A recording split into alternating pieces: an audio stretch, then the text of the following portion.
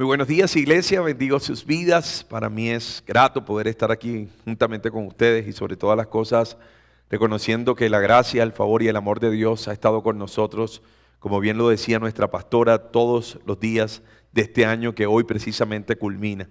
Y bueno, yo quiero que tengamos en cuenta que habíamos estado incluso hablándoles de lo que es nuestra proyección hacia este año. Dios siempre establece un énfasis en algunas cosas. No quiero decir que la palabra en su viva extensión pues no nos sirva para caminar durante el año que viene, pero a veces es un énfasis. Estamos terminando en año de conexión y recuerden que tenía que ver con esa conexión vertical y también con esa conexión horizontal con nuestros hermanos. Pero más allá, también Dios quiere que usted pueda proyectarse en algo en particular, algo como misión, algo dentro del orden incluso de nuestra visión.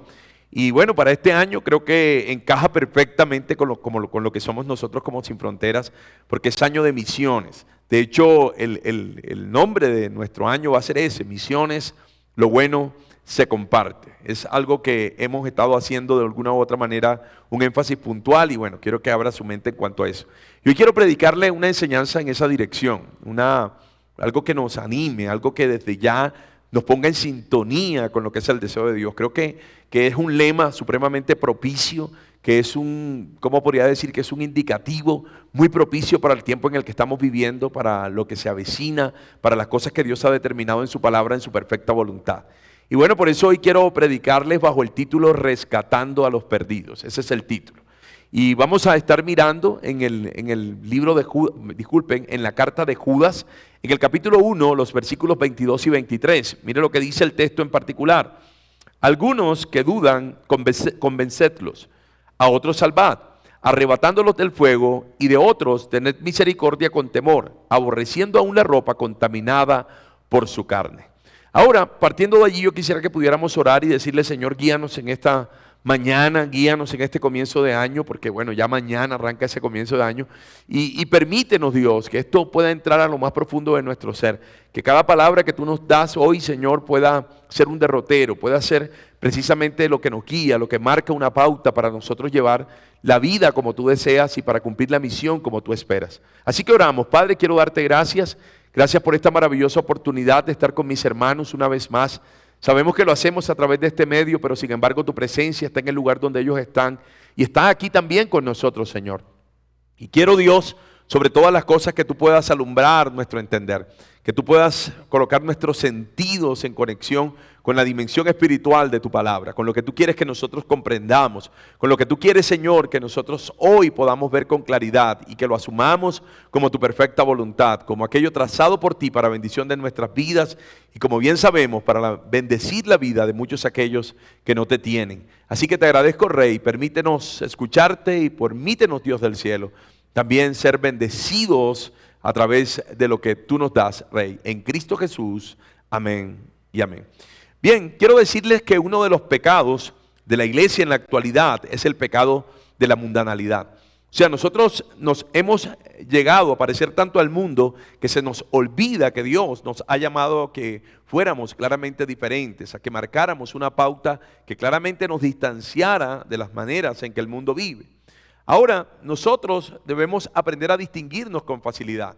Si nuestra vida no se mueve en el orden establecido por el Señor, o aquello que de alguna manera nos coloca una marca, como aprendimos en este año anterior, pues en definitiva, pues los hombres no van a encontrar una respuesta, van a sentir que, bueno, ¿de qué vale la pena entonces entregar la vida al Señor Jesús si las condiciones en las que nosotros pues nos mostramos son las mismas condiciones que plantea el mundo? Sepa que se escucha mucho de la separación, de lo que tiene que ver con la iglesia y el Estado. Pero si hay algo de lo que tenemos que hablar, es de la separación de la iglesia y el mundo. Eso es algo que debe ser para nosotros un tema recurrente. De hecho, otro de los pecados de la iglesia moderna es la falta de fe, la falta de creer en Dios. De hecho, el apóstol Pablo en el libro de Romanos, en el capítulo 14, el versículo 23 dijo, y todo lo que no proviene de fe es pecado. Y bueno, esto apunta a palabras dichas también proféticamente por el Señor Jesús. Dijo que cuando viniera nuevamente a la tierra hallaría fe. Y es la crisis en la que se encuentran muchas personas dentro del orden del caminar en el Señor. O sea, uno termina notando que todas aquellas personas tal vez no están viendo a través de los ojos del Señor, no están viendo como Dios desea, sino que están tratando de vivir sus vidas en su propia prudencia, en su propia capacidad. Y esto es algo que albergamos o que hoy descubrimos en la iglesia de Dios. Pero desde lo que son mis ojos, sepan que el pecado que yo veo que resulta ser más grande, más relevante dentro de la iglesia del Señor es el silencio. O sea, el no comunicar, el no hablar. Ese pecado de quedarnos callados y no decir nada de la gracia salvadora de nuestro Señor Jesucristo, esa gracia que el Señor quiere que presentemos frente a ese mundo que se halla moribundo. Ahora, uno se da cuenta que este mundo está encadenado en el pecado. Este es un mundo sangrante. Y nosotros no podemos pasar simplemente nuestros días, nuestros años.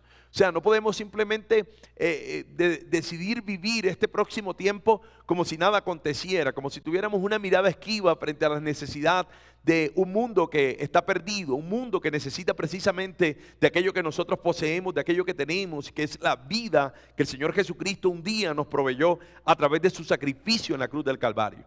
Entonces entendamos que el Señor Jesucristo claramente estableció perdón para los pecadores. Él estableció el que nosotros hoy, siendo creyentes, no solo alberguemos una responsabilidad, sino el privilegio de poder compartir a aquellos que están sin Dios en este mundo las buenas nuevas de salvación.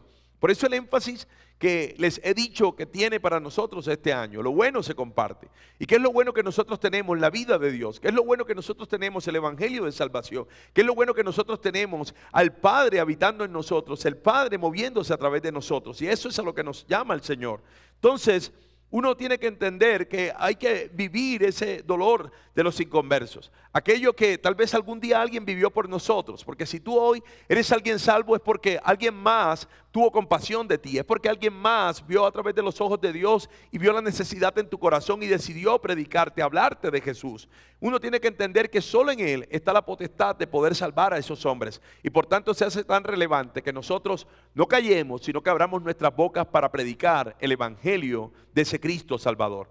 Así que cuando nosotros creemos correctamente, nuestro comportamiento también va a terminar siendo correcto. Cuando usted cree en las verdades de Dios, cuando usted asume esas verdades de Dios como algo que no tiene vulnerabilidad o algo que es incambiable, que es inmutable, entonces usted va a vivir también una vida correcta. O sea, cuando nosotros tenemos una correcta ortodoxia, pues también tendremos una correcta ortopraxis. O sea, lo correcto es vivir bajo el mandato de Dios, es darle la debida importancia aquello que Él ha determinado que nosotros tenemos que mirar, y en este caso es la vida de todos aquellos que se encuentran perdidos. ¿Saben? En una ocasión un pastor tenía en su oficina un cuadro que dejaba ver un barco que casi estaba hundido, un barco que la mitad de él estaba metido en medio de las aguas. Alrededor de ese barco había muchísimos hombres, producto precisamente de ese naufragio. Y en medio de todo eso, una pequeña embarcación con un hombre inclinado estirando su mano para tratar de sacar a aquellos que se estaban ahogando de las aguas.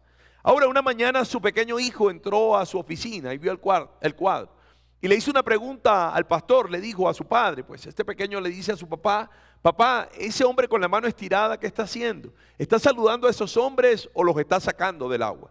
Y yo quiero que vea, porque cuando nosotros miramos la intención de esta moraleja, es poder mirar cuál es nuestra actitud frente a este mundo.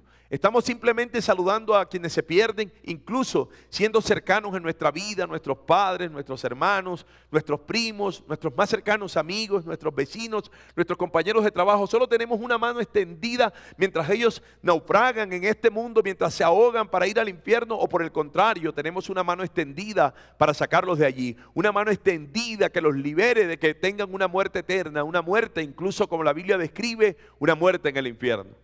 Ahora, ¿qué está haciendo usted como iglesia del Señor frente a la necesidad de este mundo? ¿Qué estamos haciendo? El testificar es la responsabilidad y además de eso el privilegio que Dios nos ha dado como creyentes. De hecho, debe ser nuestra máxima obligación.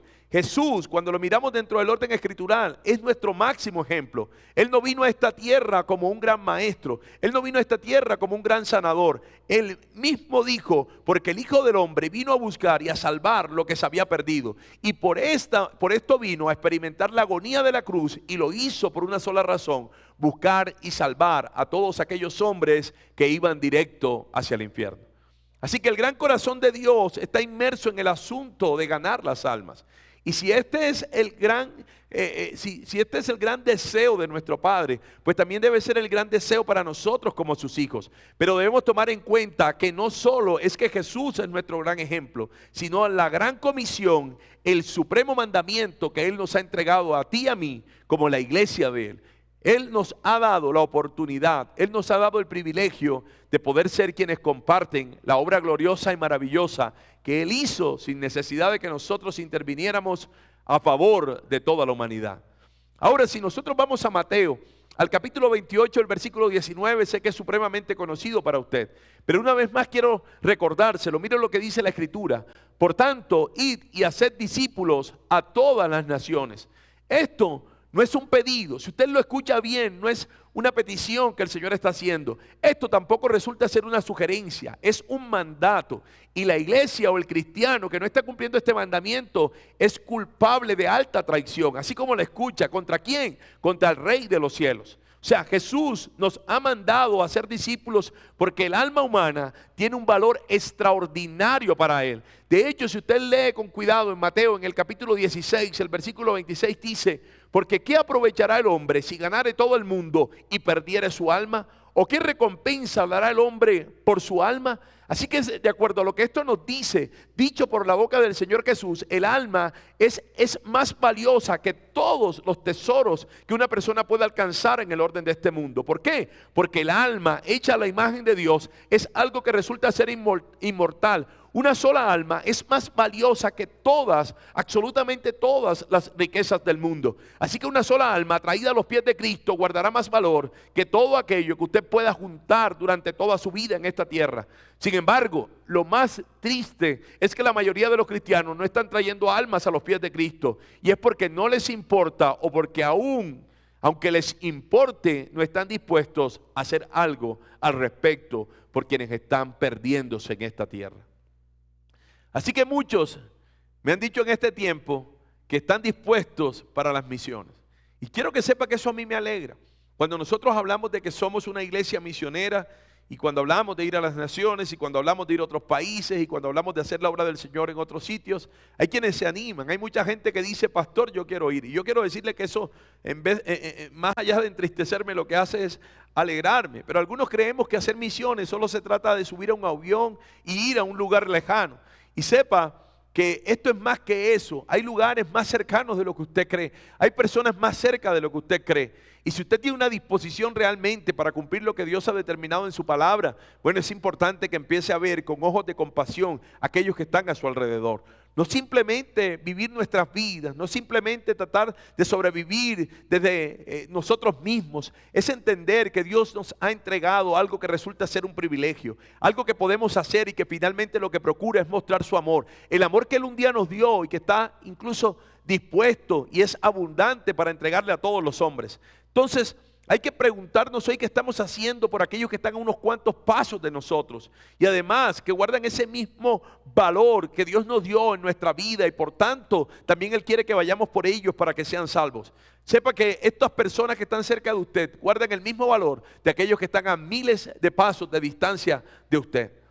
Cuando uno mira, Napoleón Bonaparte dijo en alguna ocasión, mirando un mapa de China, él hizo el siguiente comentario. Dijo: este es un gigante dormido, déjenlo que siga durmiendo, porque si se despierta, sacudirá el mundo. Y estas resultan ser palabras proféticas. O sea, yo creo que Satanás mira a la iglesia y le dice a sus demonios: no la despierte. O sea, no despierten a ese gigante, porque si se despierta, va a traer contra nosotros un caos absoluto en el infierno. ¿Se ha preguntado qué sucedería si cada creyente se convirtiera en un genuino evangelista del Señor? En alguien que compartiera la palabra. O sea, alguien que fuera lleno del Espíritu Santo para hacer todos esos prodigios que traerían a los hombres a creer en la persona de Cristo Jesús. Alguien que estuviera en su corazón lleno totalmente de compasión por los perdidos. ¿Usted se imagina la dimensión de la obra de la iglesia del Señor en medio de este mundo? O sea, ¿no sería esto un verdadero despertar de un gigante que haría temblar la tierra? Pues claro que la haría temblar. Y esa es la conciencia a la que Dios nos quiere llevar en este próximo año. Una conciencia de saber que a veces ni siquiera hacemos temblar lo que está a nuestro alrededor.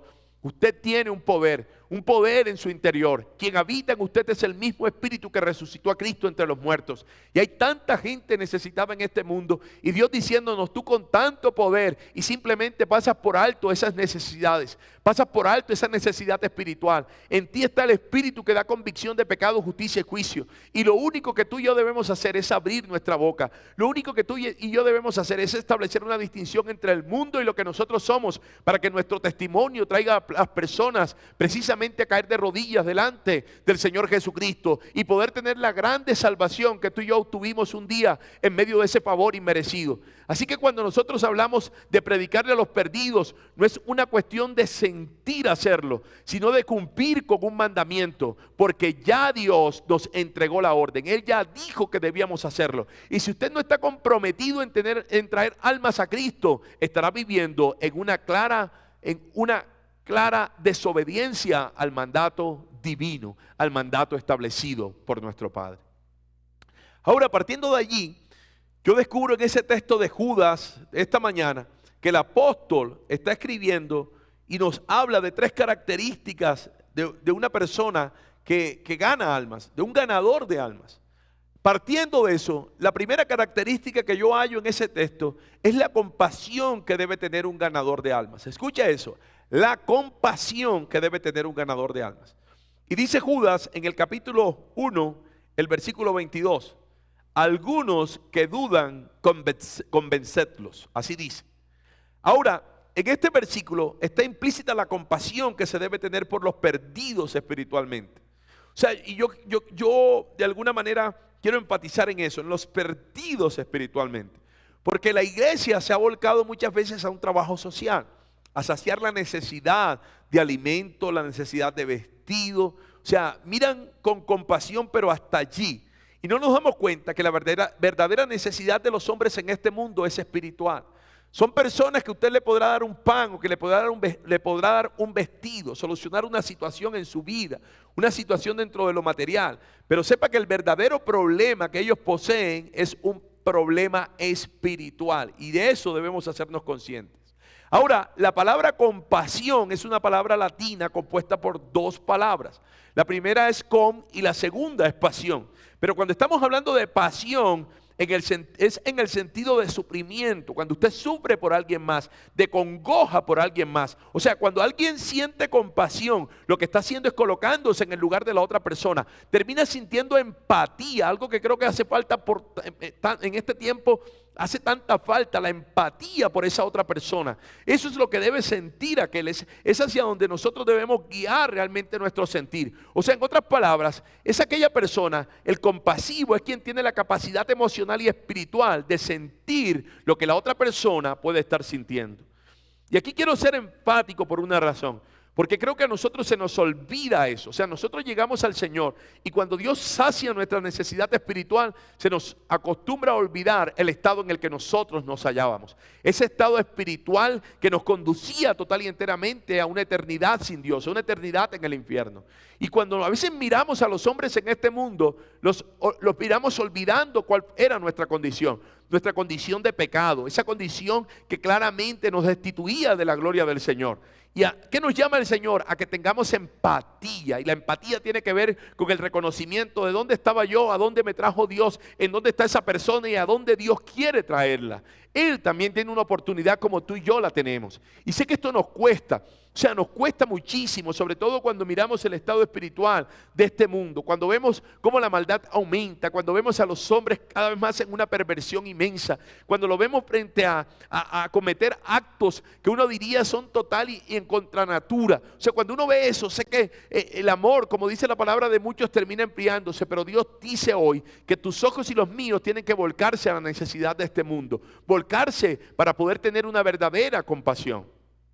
De hecho, si hay alguien que está por encima de nosotros en toda santidad, si hay alguien que nunca ha visto pecado, es el Señor Jesucristo. Pero sin embargo, cuando Él vino a esta tierra, por lo menos nos revela Mateo en el capítulo 9, el versículo 36, dice que y al ver las multitudes tuvo compasión de ellas, porque estaban desamparadas y dispersas como ovejas que no tienen pastor.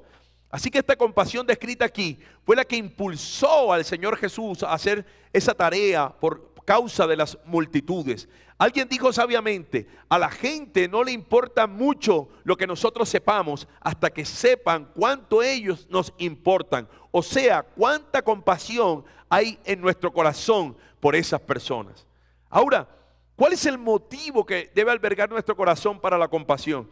Y la respuesta nosotros la hallamos en 2 de Pedro, en el capítulo 13, el versículo 9, y tiene que ver precisamente con el sentir de Dios. Dice la palabra que el Señor no retarda su promesa, según algunos la tienen por tardanza, sino que es paciente para con nosotros, no queriendo que ninguno, escucha el deseo de Dios, no queriendo que ninguno perezca, sino que todos procedan al arrepentimiento.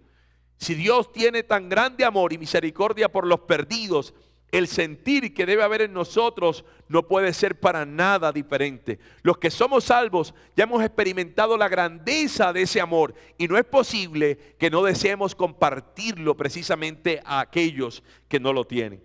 ¿Sabes? Cuando nosotros vamos por lo menos a evangelios como el de Juan, en el capítulo 6, el versículo 11, hallamos una señal notoria de ese amor de Dios. Recuerden que lo que acontece en ese pasaje es que hay una multitud que ha seguido al Señor hasta el desierto de Decápolis. Una multitud que se describe como 5,000 hombres sin contar mujeres y niños. Algunos se atreven a hablar de 12,000, de 14,000 personas, incluyendo pues a todo ese grupo de personas que se hallaban allí. Y uno de sus discípulos se acerca al Señor Jesucristo y le dice que es bueno que Él despache a esa gente porque no hay alimento para ellos. Pero sin embargo Él, sintiendo compasión por ellos, porque están en un lugar alejado de donde podrían abastecerse, Él le pregunta pues a sus discípulos que tienen. Él dice que unos cuantos denarios, 200 denarios, y dice que eso no alcanza para mucho. Y luego otro de sus discípulos se acerca y dice que hay un muchacho que tiene por allí unos cuantos panes y unos cuantos peces, 5 panes y 2 peces. Ahora, Jesús, viendo eso, dice que mandó a la multitud a que se sentara, a que se recostara en el lugar donde se hallaba. Y sepa que aquí viene el gran milagro, el milagro de la multiplicación de los panes y los peces. Pero hay algo maravilloso, porque dice que estos panes que tenía este muchacho llegan a las manos del Señor Jesús, y estos peces, y dice que Él, dando gracias, los repartió a sus discípulos y sus discípulos a la multitud. Y sepa algo, más adelante en este mismo capítulo Él se va a presentar como el pan de vida.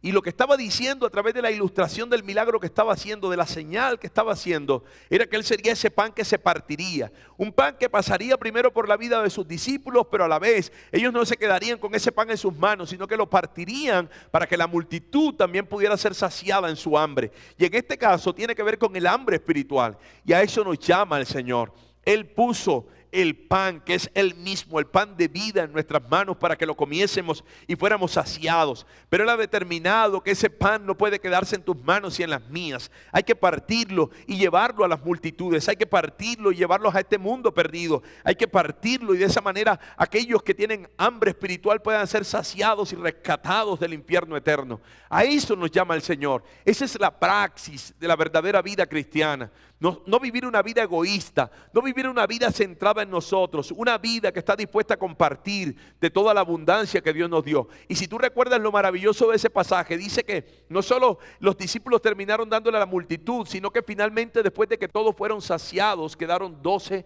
canastas de pan. Y esas canastas de pan siguen en las manos de los discípulos del día de hoy, o los discípulos que hoy hacen parte del redil del Señor Jesucristo, y tienen que seguir siendo partidos. Tú no puedes quedarte con eso en tus manos. Tú un día darás cuenta de que comiste, eso está bien, pero no solo comiste y te saciaste, sino que también entregaste a otros para que pudieran ser saciados en su hambre espiritual.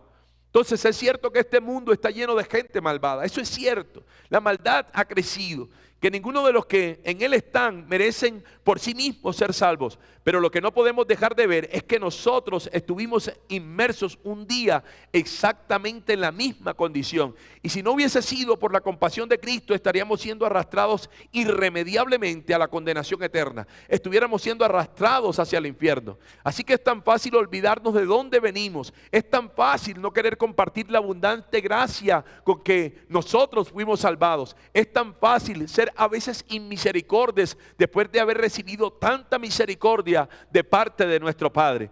Pero hoy el Señor apela a aquello que hizo por ti. Te está diciendo: recuerda mi gracia, recuerda mi favor, recuerda que ahora que yo estoy a cortas de venir nuevamente a esta tierra, necesito que tú hagas la labor que te encomendé, que tú cumplas el mandato que te encomendé, que tú seas ese misionero imparable, ese misionero lleno de compasión, que pueda ver la necesidad de los hombres y no la pase por alto, sino por el contrario, que les sacie con el mismo pan que yo te sacié, para que su hambre espiritual sea quitada y ellos puedan vivir en la plenitud de mi salvación. Ahora, la segunda característica que nosotros hallamos allí descrita por Judas, por el apóstol Judas, es que es la pasión que debe tener el ganador de almas. Recuerda que lo primero es la compasión, pero lo segundo es la pasión que debe tener el ganador de almas. En Judas, en el capítulo 1, el versículo 23 dice: a otros salvad, arrebatándolos del fuego. Ahora, yo quiero mostrarle una situación para saber usted qué haría.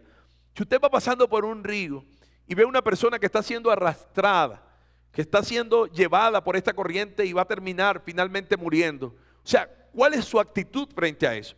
Usted simplemente pensaría, bueno, yo no soy salvavidas, así que es mejor que él espere que venga un salvavidas para que lo saque, o por el contrario, usted asume la actitud de hacer lo necesario para sacarlo de las aguas. O sea, yo quiero que usted piense por un instante, porque cuando nosotros miramos el mundo en el que andamos es eso, un río donde hay miles de millones de personas ahogándose. ¿Y cuál es su actitud? ¿Es simplemente pasar por enfrente de ellos? ¿Es simplemente verlos y decir, bueno, que alguien más venga y lo saque de allí? ¿O es usted el que dice, aquí estoy listo, Señor, estoy dispuesto, aquí están mis manos para sacar a esa persona de esa condición, para sacarla de esa situación? O sea, ¿cuál es su respuesta finalmente frente a esto? Ahora, ¿de qué está hablando Judas precisamente en el pasaje que acabo de leer? Y leo nuevamente el texto, dice, a otros salvad, arrebatándolos del fuego. Y yo quiero que para poder entender esto, veamos el versículo 7 de este capítulo 1. O sea, veamos lo que dice. Dice, como Sodoma y Gomorra y las ciudades vecinas, las cuales de la misma manera que aquellos, habiendo fornicado e ido en pos de vicios contra la naturaleza, fueron puestos por ejemplo, sufriendo el fuego del castigo, o dice, sufriendo el castigo del fuego eterno. Ahora entendamos esto. Recordemos un poco Sodoma y Gomorra. O sea, estas ciudades fueron destruidas por el fuego que cayó del cielo. Los habitantes de estas ciudades sufrieron la realidad del fuego eterno.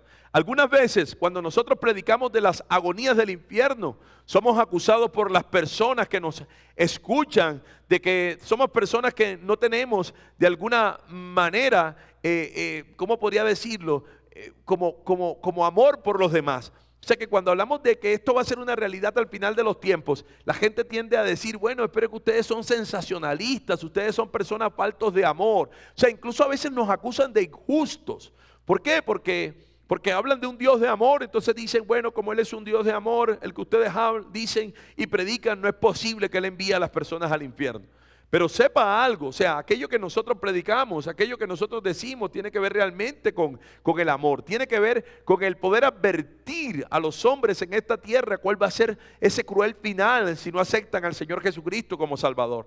De hecho, para los que no lo creen, si uno lee textos por lo menos como Mateo, en el capítulo 10, el versículo 28 dice, y no temáis a los que matan el cuerpo. Está hablando el mismo Señor Jesús, mas el alma no pueden matar. Temed más bien aquel que puede destruir el alma y el cuerpo en el infierno. Y hay más textos que corroboran esta verdad. Si usted lee en Mateo capítulo 13, versículos 41 y 42 dice, enviará el Hijo del Hombre a sus ángeles y recogerán de su reino a todos los que sirven de tropiezo y a los que hacen iniquidad y los echarán en el horno de fuego. Allí será el lloro y el crujir de dientes. Más adelante en Mateo, en el capítulo 25, el versículo 41 y 46 dice, entonces dirá también a los de la izquierda, apartaos de mí malditos al fuego eterno preparado para el diablo y sus ángeles. Si vamos ahí mismo en ese capítulo, pero en el versículo 46 dice, e irán estos al castigo eterno y los justos a la vida eterna. Y quiero que sepa que estas son palabras dichas por el mismísimo Señor Jesucristo.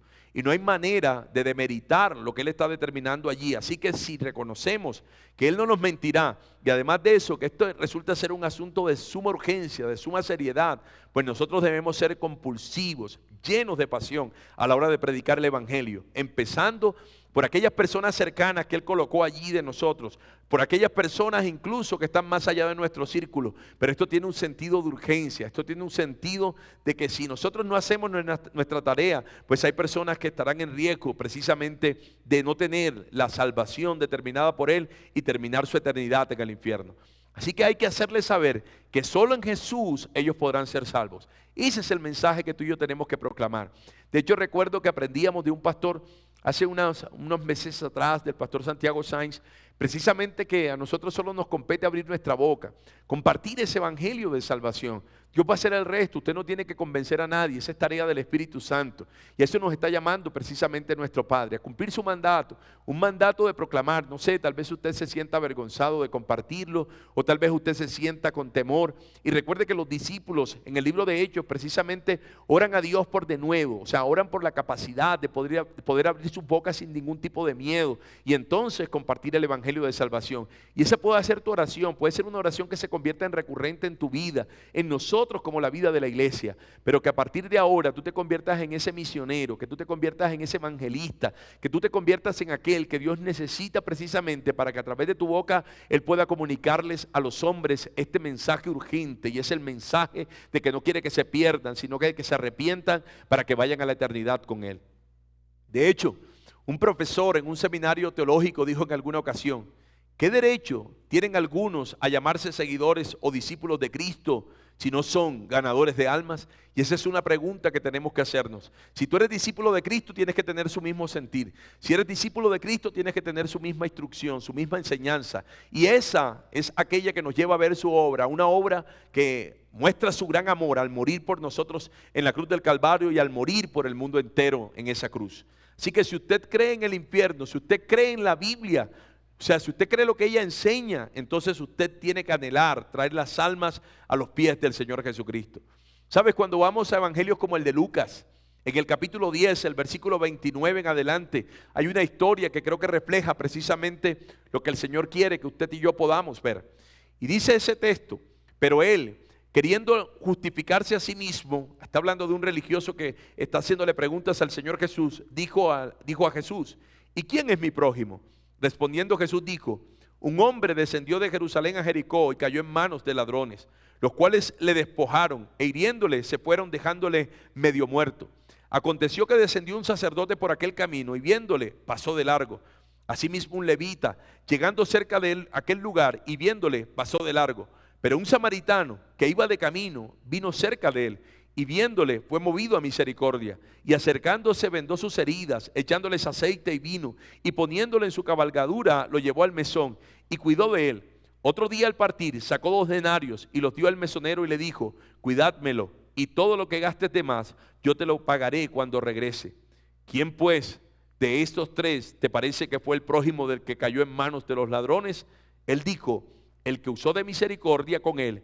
Entonces Jesús le dijo: ve y haz tú lo mismo. Y ese es el mensaje para nosotros hoy. Ve y haz tú lo mismo. Exactamente lo que el Señor Jesucristo hizo por nosotros. A eso nos llama el Señor, a sentir pasión por las almas. No simplemente a verlas y hacernos los de la vista gorda, simplemente a verlas y pasarlas por alto. Dios quiere que veas la necesidad de los hombres, aquella en la que tú estabas, y Él no pasó por alto. Él acudió en tu ayuda. Él extendió su mano para bendecirnos y sacarnos de ese lodo cenagoso en el que estábamos, ese hueco profundo en el que nos hallábamos. Así que hoy Dios nos llama a eso, nos llama a las misiones, nos llama a la predicación de su evangelio, nos llama a compartir lo bueno, y lo bueno es su palabra, las buenas noticias de salvación. Ese es el llamado que Dios nos hace hoy y el que tú y yo debemos acudir. Eso es lo que llevará el rumbo de este próximo año para nosotros y lo que sigue obviamente de nuestra existencia. Solo que Dios está refrescando en nuestros corazones y en nuestra mente la necesidad de cumplir su gran comisión. Entonces recuerda, lo primero que debemos sentir es compasión. Lo segundo que debemos sentir es pasión. Y lo tercero, que es lo que sigue ahora, es precaución. La precaución que debe tener precisamente un ganador de almas. Continúa diciendo Judas en el capítulo 1, el versículo 23: a otros salvad, arrebatándolos del fuego, y de otros tened misericordia con temor, aborreciendo aún la ropa contaminada por su carne. Aquí cuando se está hablando de ropa, o sea, la ropa descrita en este pasaje está haciendo referencia a lo que hoy nosotros llamamos ropa interior. O sea, la que en otro tiempo usaban debajo de las mantas o de las túnicas. Lo que el apóstol está diciendo es que cuando nosotros vayamos a compartir el evangelio con los perdidos, no debemos olvidar que ellos son moralmente leprosos. Eso es lo que él está diciendo allí. O sea, en la Biblia, si tú recuerdas bien, es una ilustración, la lepra es una ilustración de lo que es el pecado. De hecho, en el Antiguo Testamento fue una de las enfermedades más viles, una de las enfermedades más contagiosas. De hecho, los leprosos necesitaban pues la misericordia de los hombres. Ellos necesitaban pues que los hombres pues los vieran, que ellos estaban contaminados en el orden de esa horrible plaga. O sea, donde quiera que iba un leproso tenía que ir gritando: leproso, leproso. Estos hombres vivían separados físicamente del resto de los demás hombres, o sea, del resto de la población. Ellos vivían en campamentos conocidos como colonias de leprosos. Y sin embargo, uno tiene que saber que Dios les amaba. Dios ama los leprosos. Estos hombres vivían separados, pero sin embargo el Señor mostraba su amor para con ellos. Y nosotros debemos tener en cuenta que Dios nos ha llamado a compartir el evangelio de salvación a aquellos que están leprosos por el pecado, pero sin contaminarnos. Entonces recuerda que te hablé. Lo primero que debe haber en nosotros es compasión. Lo segundo que debe haber en nosotros es pasión. Pero lo tercero que debe haber en nosotros es precaución. De hecho, si nosotros vamos al libro de Levítico, al capítulo 13, el versículo 52, mira lo que dice: será quemado el vestido, la urdimbre o tramo de lana o de lino o cualquier obra de cuero en que hubiere tal plaga, porque dice tal plaga, porque lepra maligna es, al fuego será quemada. Nunca, escucha, nunca nosotros debemos comprometer nuestras convicciones cristianas creyendo así que podremos traer la salvación a algún hombre en esta tierra. Esto es importante. Yo veo a muchos cristianos malentendiendo lo que Pablo dice cuando dice que se vuelve gentil al gentil, que se vuelve judío al judío. O sea, hay quienes han malentendido esto. O sea, a veces lo ven como que hay que hacerse a lo que son ellos. No, no, de ninguna manera. Los hombres tienen que venir a ser lo que nosotros somos. Eso es a lo que nos está llamando el Señor. Y por eso la palabra nos está llamando a ser supremamente precavidos. Así que tú no tienes que comprometer nada, absolutamente nada, de lo que es la verdad de la palabra como creyente para traer a alguien a los pies de Jesús. Así que nunca traerás a un pecador a los pies de Jesús si es que de esto se trata de volverte un pecador. Tú no tienes que de ninguna manera contaminarte con las cosas. Hasta que no haya nacido de nuevo ese pecador, él seguirá siendo pecador. Y quienes predicamos lo que la Biblia dice, el mensaje siempre será primero.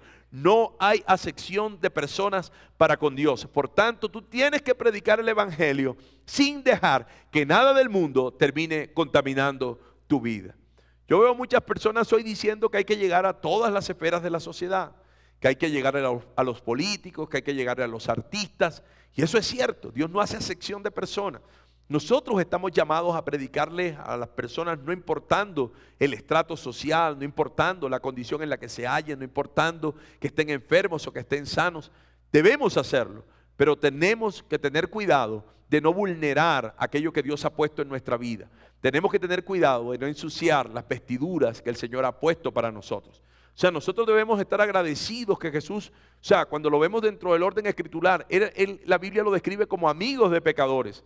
O sea, si no fuera así, pues yo no podría estar predicándole a usted en esta mañana y usted no podría estar recibiendo el mensaje que yo traigo para usted. Porque claramente el Señor Jesús tuvo compasión, Él tuvo pasión, pero también tuvo precaución, porque a pesar de que le predicó a prostitutas, le predicó a ladrones, a pesar que le predicó a cobradores de impuestos, Él nunca ensució sus vestiduras. Uno lo ve así, Él le predica a Zaqueo, pero sin contaminarse con aquello que Zaqueo hacía, en este caso el cobrar los impuestos. Él le predicó al ladrón en la cruz del Calvario, pero sin contaminarse con lo que él hacía, que era robar. Así que nosotros debemos comprender que Dios nos está llamando a cumplir un mandato divino, pero que de ninguna manera nos lleva a irrumpir en lo que es su verdad, en lo que es su santidad, en lo que es su pureza, aquella que Él colocó en nuestras vidas.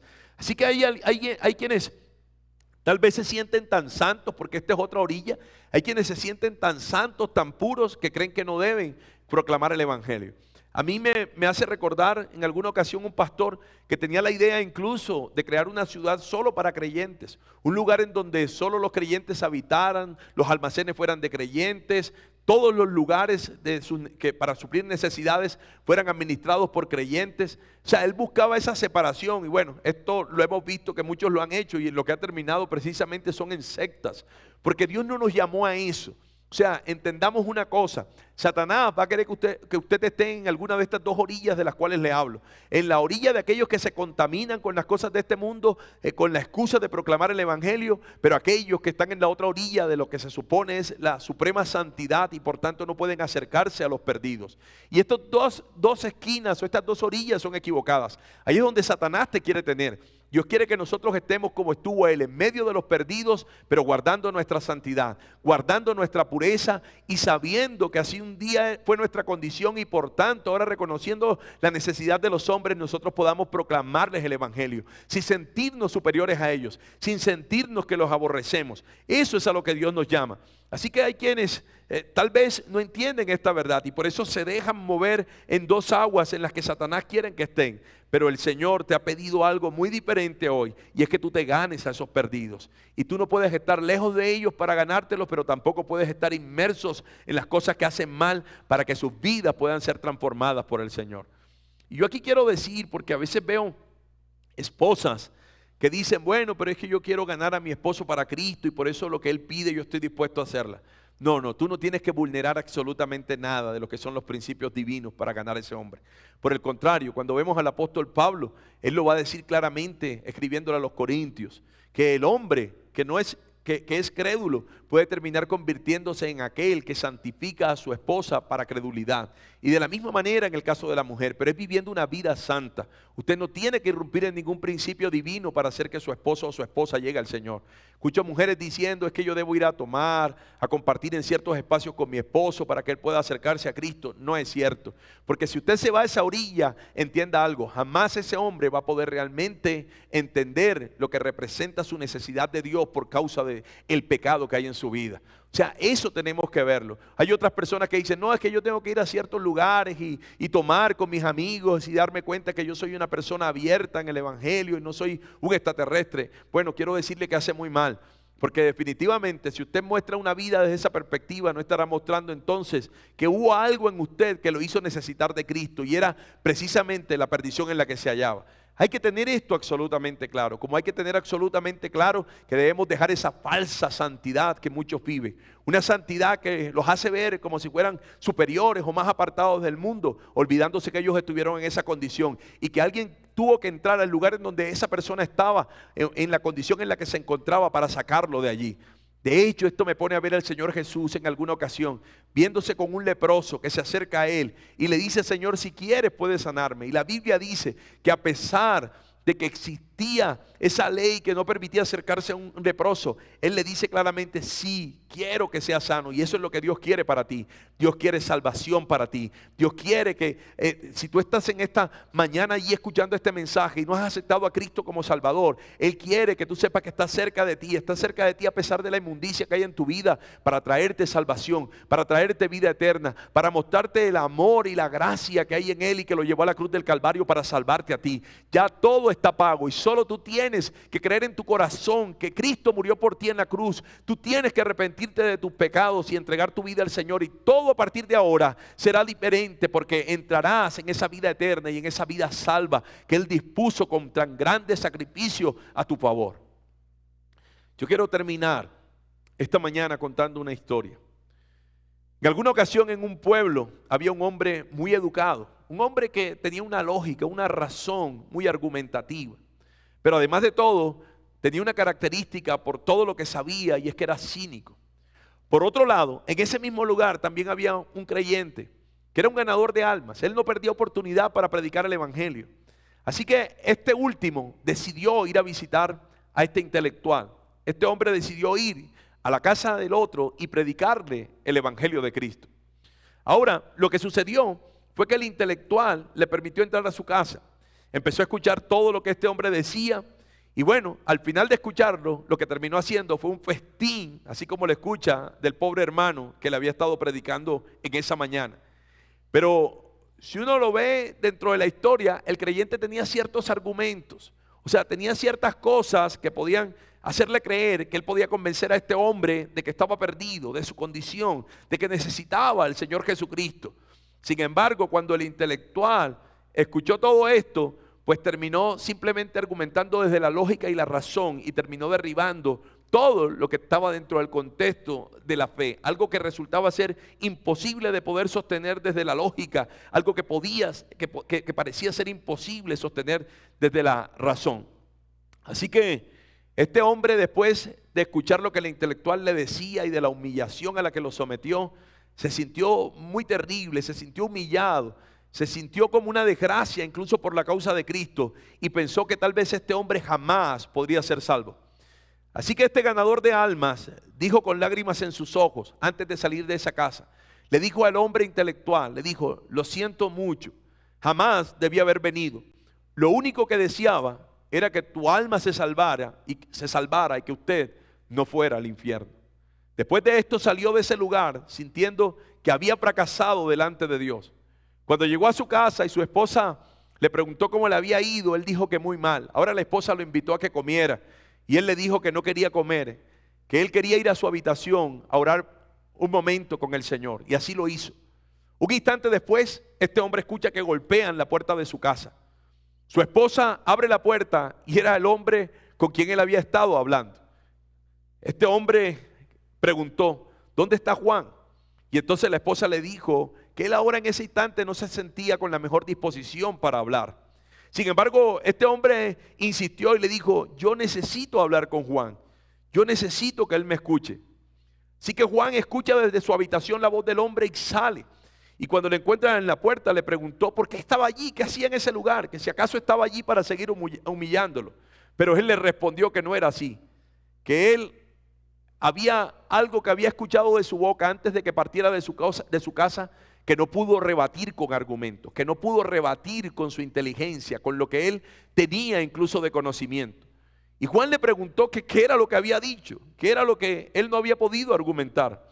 Y entonces este hombre le dijo que él no entendía cómo pudo haber colocado su mano en su hombro y desde su corazón decirle que él no deseaba que él fuera al infierno y decirle que él deseaba que su alma fuera salva. Él dijo: no encontré cómo rebatir eso. O sea, yo no pude rebatir la compasión que usted mostró por mí.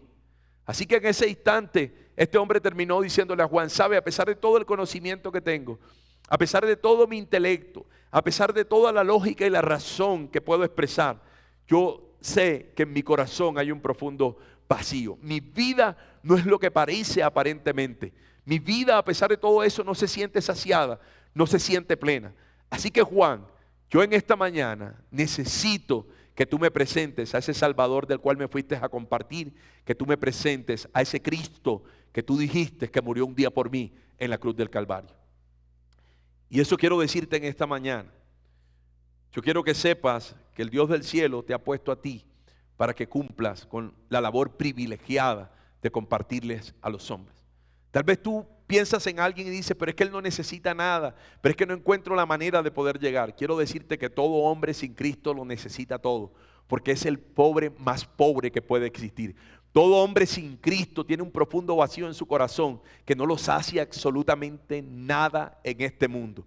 Y recuerda lo que el Señor Jesús dijo claramente que un alma guarda un mayor valor que todos los tesoros de esta tierra.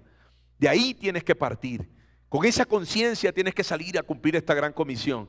Y claramente esa tarea será respaldada por Dios. El Señor terminará haciendo lo que tiene que hacer, y es convencer a los hombres de la necesidad de ser salvos para no ir al infierno. Así que la invitación es una, iglesia, en este año. La invitación es traer a los perdidos a Dios. Y quiero decirte que esta no es una tarea nada difícil, porque este mundo está lleno en todas partes de personas perdidas.